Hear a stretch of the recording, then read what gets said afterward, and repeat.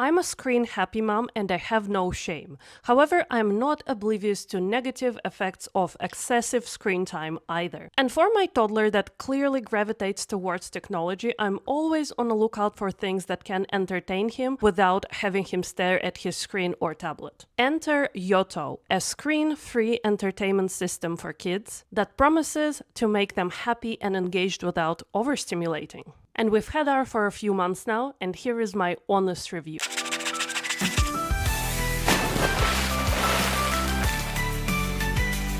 Today I'm going to give you my impressions of Yoto Mini, which is like a little version of Yoto's flagship product that is more compact and, according to many reviews, preferred by younger kids, which is why I purchased it in the first place. If you look up information about it online, you may also encounter some information about replacements and recalls. Just know that these are related to the previous version, and Yoto Mini 2024 does not appear to have these issues. The device itself at a glance looks cute but really unassuming. It's kind of like this box with a speaker and a couple of toggles, but that, in my opinion, is what makes it really attractive for toddlers. They don't get overwhelmed by it, and once you set it up, you have this little device that has a tiny pixelated screen, a speaker, and a slot for cards. No microphones, no cameras, no ads, no crazy gaming experiences. The classic experience is that you insert a physical card into the slot in the player, and the device picks it up and plays content, whether it's music, stories, educational stuff, or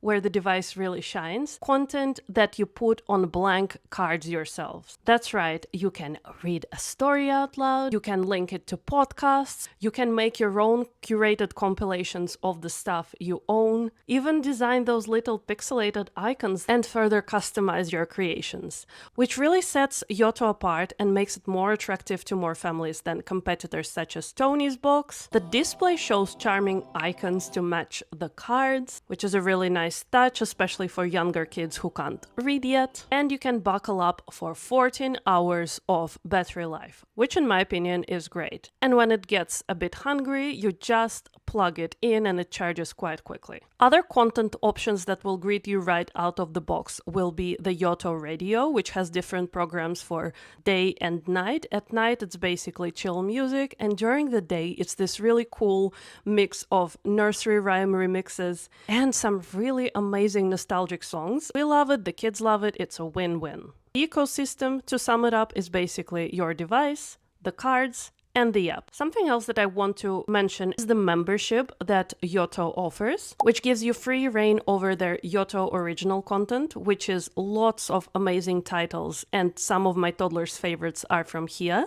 And then you also get credits to order any content that you fancy and make it your own. Otherwise, when your subscription runs out, the free access to the entire library will obviously be revoked. I have a little bit too much on my plate right now, and this is just an easy option to always have a pool of content to choose from and to be able to get the physical card releases that we're really interested in with an already allotted budget. And speaking of pricing, with an exception of the make your own cards, these do add up rather quickly. Like, they are quite expensive, especially the licensed cards, which can be disappointing if you get a dud that your kid is not interested in. And I know that many families sort of opt out of pre-made cards entirely and embark on the make-your-own journey from the get-go, which is actually a really, really cost-effective way. Keep in mind there are no cards that will suit the player that you can buy elsewhere. Like, they just don't exist. So you will have to purchase the cards as a physical medium from Yoto. The official accessories such as headphones and cases and carry bags cost an arm and leg. So personally, I have chosen to get this stuff elsewhere, and I will put some links in description if you're interested to check out the budget versions. So overall, was this purchase a success? Absolutely, hands down,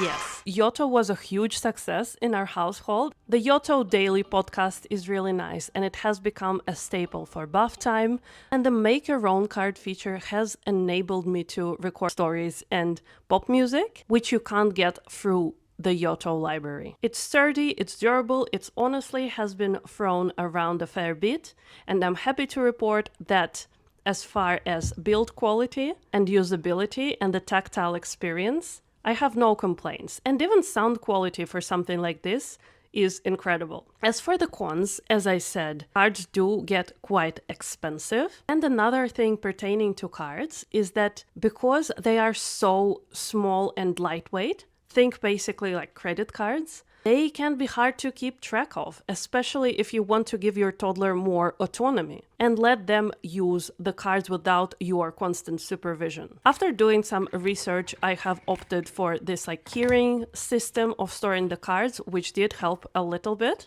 And at least they travel around the house in bigger batches. There are several ways to go about this, but this so far has been my favorite, and I will link some stuff that I used to create this system.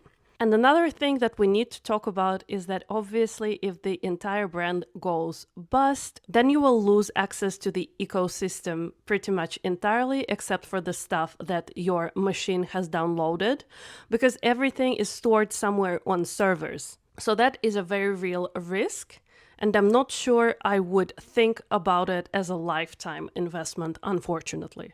So should you get a Yoto Mini for your toddler? For me, the answer is a resounding yes. It ticks a lot of boxes. It adds a really cute entertainment option that promotes language development, imagination, and storytelling, encourages independence, and in my personal opinion is not overstimulating. While it helped with screen time management, it definitely hasn't, completely removed my toddler's desire to watch content as well.